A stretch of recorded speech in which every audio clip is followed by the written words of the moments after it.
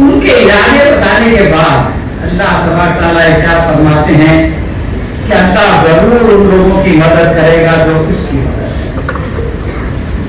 دیکھیے اللہ تبارک تعالیٰ کی مدد کے مستحق کون ہوں؟ اور جو لوگ اللہ تبارک تعالیٰ کے دین کے لیے، اللہ تبارک تعالیٰ کے کلمے کو بلند کرنے کے لیے نکلیں گے،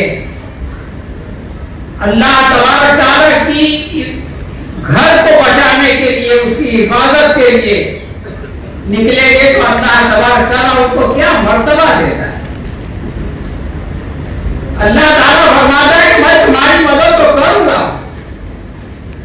لیکن تمہارا مرتبہ یہ ہے کہ تم جو ہے وہ اللہ کی مدد کرو. دوستو اس سے بڑا کوئی مقام نہیں، اور اس میں کوئی غلط فہمی نہ ہو. اس لیے اللہ تبارک تعالیٰ نے اس آیت کے آخر میں فرمایا کہ اللہ بڑا طاقتور اور زبردست ہے. یعنی اللہ تبارک تعالیٰ نعوذ باللہ کسی کا محتاج نہیں ہے کہ وہ اس کی مدد کرے. لیکن جو لوگ اللہ کے کلمے کو بلند کرنے کے لیے نکلتے ہیں، اللہ تبارک تعالیٰ ان کی یہ قدر و منزلت بیان کرتا ہے کہ گویا تم جو ہے وہ میری مدد کرو. تو دوستو یہ ہے وہ پس منظر جس میں ہم کو ان سارے واقعات کو، سنبھل کا واقعہ ہو، اجمیر کا واقعہ ہو اور دیگر واقعات ہیں، ان کو دیکھنا چاہیے اس وسیع تناظر میں. تو ہماری سمجھ میں آئے گا کہ ہماری ذمہ داری کیا ہے. یہ جو لوگ ہیں جو اپنی زبان سے محبت کی باتیں کرتے ہیں اور دلوں میں جو ہے وہ نفرت کی آگ رکھتے ہیں، یہ جو نفاق ہے، اوپر کچھ اور اندر کچھ، ایسے لوگوں کے بارے میں اللہ تبارک تعالیٰ ارشاد فرماتے ہیں کہ ان کے دلوں میں ایک بیماری ہے جسے اللہ نے اور زیادہ بڑھا دیا. اور جو جھوٹ کو بولتے ہیں اس کی پاداش میں ان کے لیے دردناک سزا ہے. جب کبھی ان سے کہا گیا کہ زمین میں فساد نہ کرو تو انہوں نے یہی کہا کہ ہم تو اصلاح کرنے والے ہیں. اب بھی آ رہا ہے وقت کا، کیوں آ رہا ہے ساری دنیا جانتی ہے، لیکن کہا یہ جا رہا ہے کہ ہم تو اصلاح کرنے والے ہیں. ان سے کہا جاتا ہے کہ فساد مت کرو.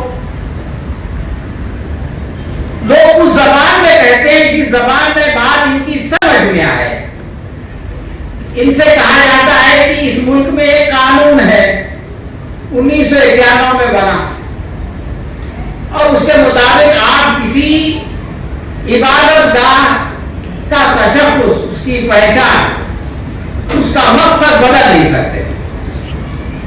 یعنی 15 اگست 1947 کو جو مندر تھا تو وہ مندر ہی رہے گا، جو گرجا گھر تھا تو وہ گرجا گھر ہی رہے گا، جو مسجد تھی وہ مسجد ہی رہے گی. یہ قانون ہے اور اس کے آگے بھی سخت تفصیلات. تو ان سے کہا جاتا ہے کہ بھائی آپ اس قانون کی پاسداری کرو.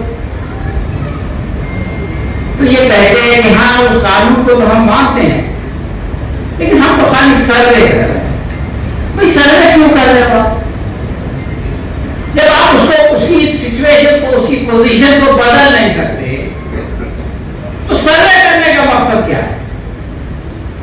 سروے کرنے کا مقصد یہ ہے کہ یہ کہتے ہیں کہ سچائی سامنے لائی جائے، لیکن حقیقت یہ ہے کہ اس کا مقصد ایک جھوٹ کو پھیلانا ہے، ایک نفرت کو پھیلانا. سمبھل سے متعلق اتنی ساری باتیں ہوئی. سمبھل کے بارے میں لوگ نہیں جانتے کہ انگریزوں کے زمانے میں بھی ایک سرفراز جو ہے وہ عدالت میں گیا. 1936 کی بات ہے، 36 یا 38. اس نے کہا کہ صاحب یہ مندر، اس وقت ایک انگریز جج تھا، انہوں نے وہ سارے جو یہ لوگ شواہد انہوں نے پیش کیے اس کو دیکھا. ان کو امید تھی کہ انگریز جو ہے وہ بانٹوں اور کانٹوں کی سرکار چلا رہے ہیں، ڈیوائڈ رول میں جو ہے وہ اپنا اقتدار لگائے ہوئے ہیں، تو شاید اپنے فائدے کے لیے وہ جو ہے ہمارے حق میں فیصلہ کرتے ہیں۔ لیکن اس جج نے جو ہے وہ نہ صرف اس مقدمے کو خارج کیا بلکہ اس مقدمے کے لیے جو خرچ ہوا تھا وہ بھی جو ہے وہ جو فریق گیا تھا یعنی ہندو فریق اس سے وصول کیا۔ تو یہ کام تو اس وقت ہو گیا جب ہندوستان جو ہے وہ غلام تھا، اور اب ہم یہ کہہ رہے ہیں کہ ہندوستان آزاد ہو گیا، تو ہمارے چندرچوڑ صاحب جو پچھلے جسٹس تھے وہ یہ فیصلہ کر کے چلے گئے کہ صاحب آپ سروے کر سکتے ہیں لیکن اس کو تبدیل نہیں کر سکتے۔ تو یہ دیکھیے کس طرح سے اسلام کے نام پر فساد کیا جاتا ہے۔